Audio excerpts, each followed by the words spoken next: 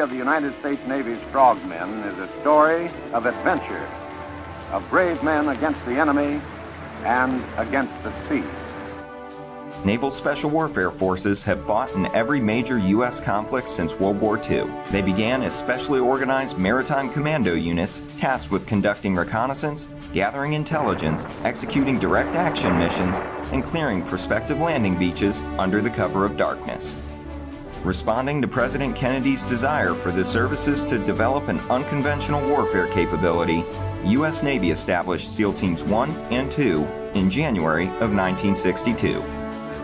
Formed with personnel from Scouts and Raiders, combat demolition units, swimmers, and underwater demolition teams, the SEALs' mission was to conduct counter-guerrilla warfare and clandestine operations in maritime and riverine environments.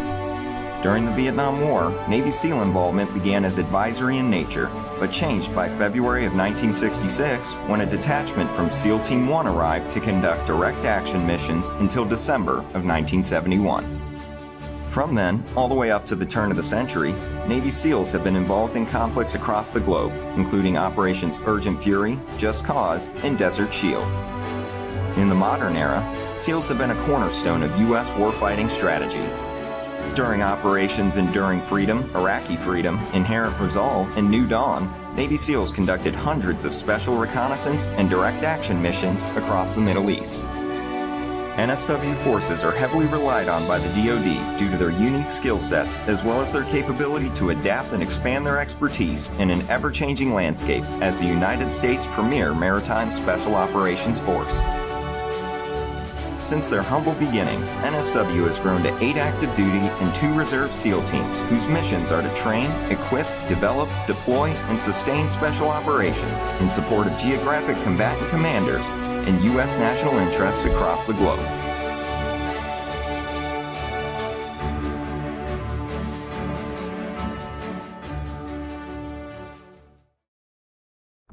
Standing forces exercise to demonstrate our capability to deploy as an alert contingency MAGTF within 2 to 4 hours and seize key terrain within a contested maritime environment.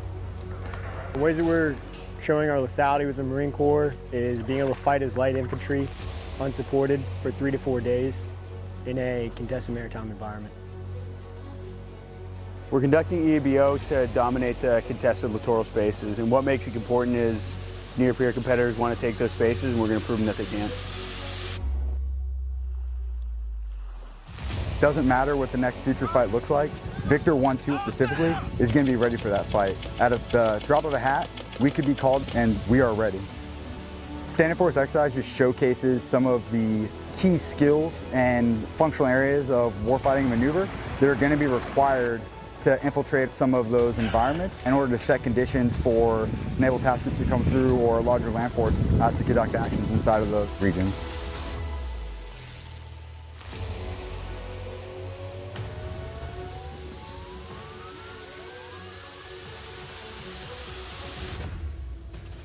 Since I've been out here in 3rd Marine Division, I think that every operation we've done does exactly that.